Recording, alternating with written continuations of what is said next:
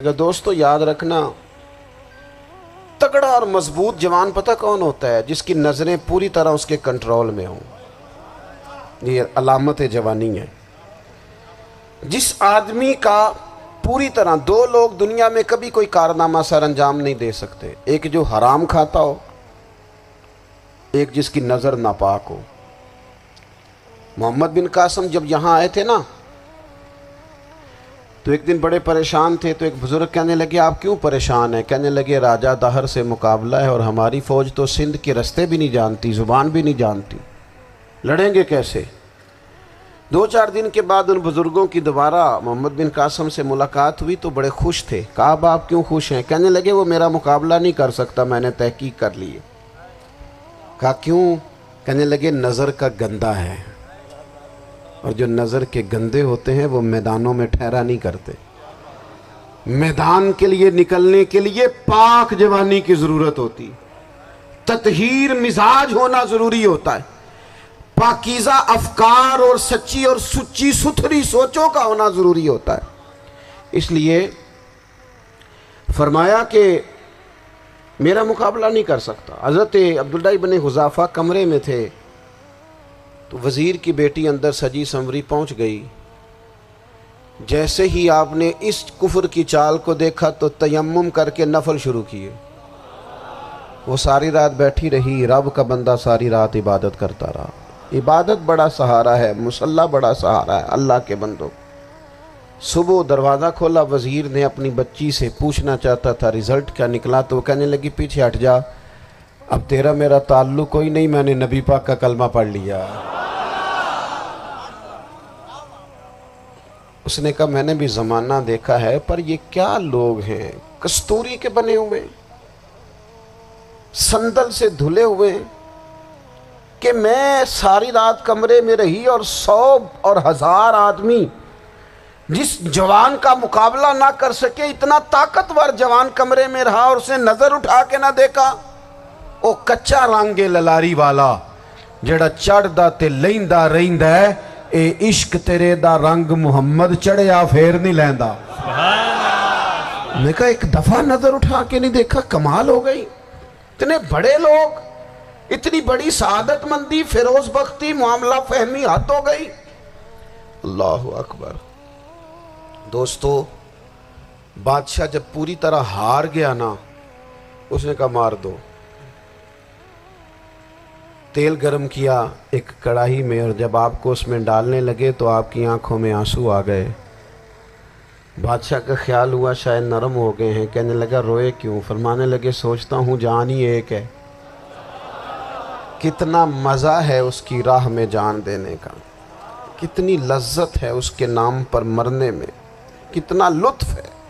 جے تو چڑھیا اتے دار بھی نہیں، تے جے تو وکیا عشق بازار بھی نہیں، تے ایڈا سستا سودا پیار بھی نہیں، تے ایڈا سستا لبدا یار بھی نہیں۔ کئی جنگل گانے پیندے نہیں، کئی دوزخ لنگنے پیندے نہیں، جے وہ اس ملوں بھی مل جاوے، ایدوں سستا ہور بپار بھی نہیں۔ تے کچھ سمجھ نہ آوے لوکانوں وہ کادے نال شہید کرے، ڈٹھی یار دے ہاتھ تلوار بھی نہیں، پر او دا خالی جاندہ وار بھی نہیں۔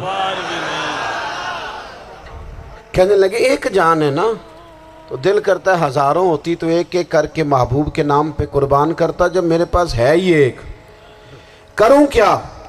حضرت عبداللہ ابن حذافہ رضی اللہ تعالیٰ عنہ جب روئے اور بادشاہ نے یہ بات سنی، تو بادشاہ اٹھ کے کھڑا ہو گیا، سارے وزیروں مشیروں کو کہنے لگا تم نے کہا تھا نا بندہ ضائع کرنے والا نہیں، یہ بھی ضائع کرنے والا نہیں۔ کہنے لگا میرا ماتھا چومو، تم جیسے لوگوں کو قتل نہیں کرنا چاہیے، آزاد کرنا چاہیے۔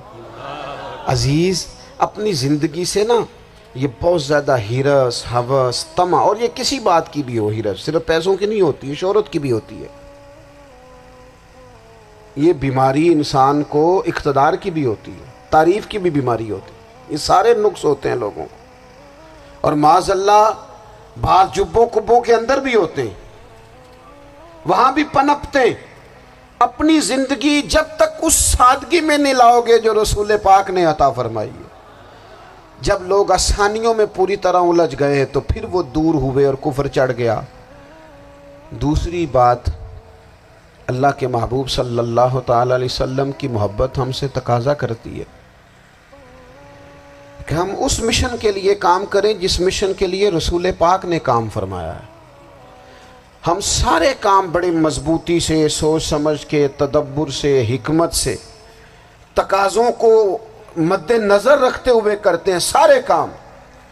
دین کے کام میں ہمارا مزاج نہیں ہوتا، او ہو جائے گا جی، آپ بسم اللہ پڑھیں جی، شروع کریں جی۔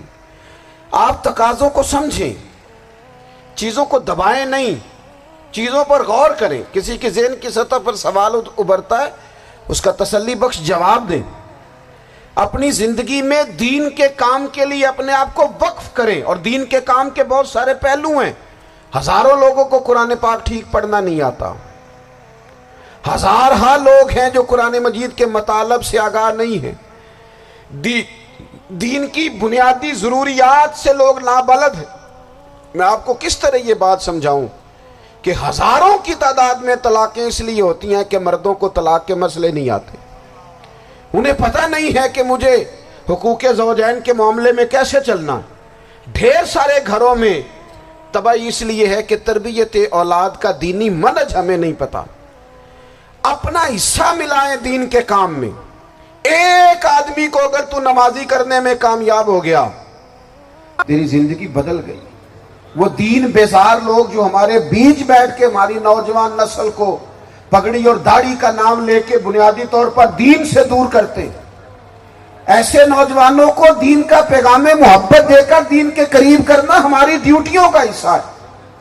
ہمیں ذمہ داری کا احساس کرنا پڑے گا، ہمیں یہ خاص قدم اٹھانا پڑے گا، توجہ دینی پڑے گی۔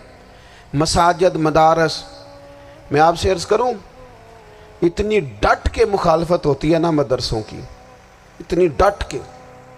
میں ادارہ چلاتا ہوں، اس کے چلانے میں جو مشکلات ہیں وہ تو ہم بتا نہیں سکتے آپ کو، اس لیے کہ میری قوم، میرا اس قوم سے تعلق ہے جو نعت خواں امیر کرنا چاہتی ہے، مدرسے نہیں۔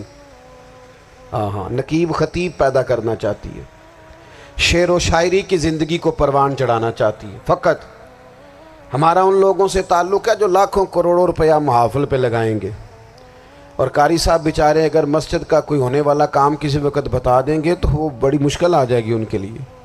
یہ کیسے ہو سکتا ہے، آپ نے یہ ڈیوٹی بتا دی۔ مدارس، اور جتنا اہم رول دین کو پھیلانے میں مدارس اسلامیہ کا ہے، اتنی زبردست، لوگوں کا خیال ہوتا ہے میری طرح کے لوگ شاید کام کرتے ہیں، ڈیوٹی کرتے ہیں۔